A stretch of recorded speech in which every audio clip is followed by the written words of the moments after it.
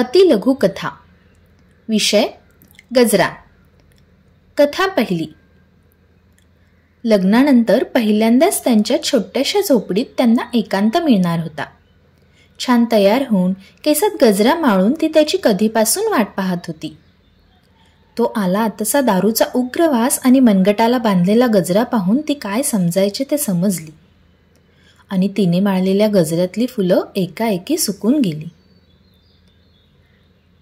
विषय गजरा. कथा दुसरी. नवरात्रीच्या दिवसात गजऱ्यांना प्रचंड मागणी असतानाही फुलवाने आज एक विशेष गजरा बाजूला काढून ठेवला.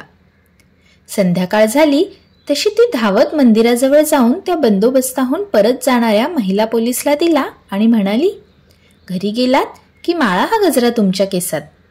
बघा दिवसभराचा शीण कसा लगेच निघून जाईल ते. तिच्या या कृतीने त्यांचे डोळे पाणावले आणि अर्धा शीण तर जागेवरच कमी झाला. विषय गजरा. कथा तिसरी. रमेशने फुलांचे दुकान टाकल्यापासून एक दिवसही न चुकता बायकोसाठी गजरा नेणारे गोखले काका मागच्या 10 दिवसात आले कसे नाही म्हणून हाच दुकान बंद झाल्यावर गजरा आणि काही फुले घेऊन त्यांच्या घरी पोहोचला.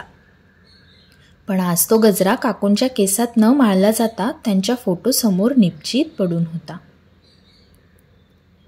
विषय गजरा. कथा चौथी.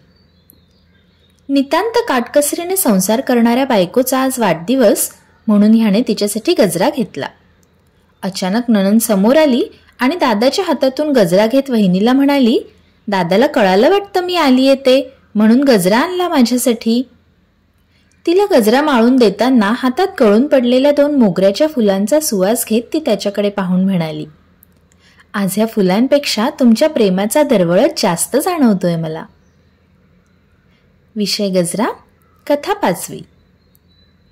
सुर्वे वहिनींच्या बंगल्यात हळदी कुंकवासाठी जमलेल्या बायकांची साड्या आणि दागिने मिरवण्याची जणू चोढाओढच सुरू असताना फराळाचे ताट घेऊन त्यांच्या मदतीला आलेली सुमन बाहेर आली तशी सगळ्यांची नजर तिच्याकडेच वळली. त्यांच्या उंची साड्या आणि दागिनेही तिने केसात माळलेल्या सोनचाफ्याच्या गजऱ्यापुढे फिके पडले होते एवढा तो दरवळत होता. धन्यवाद.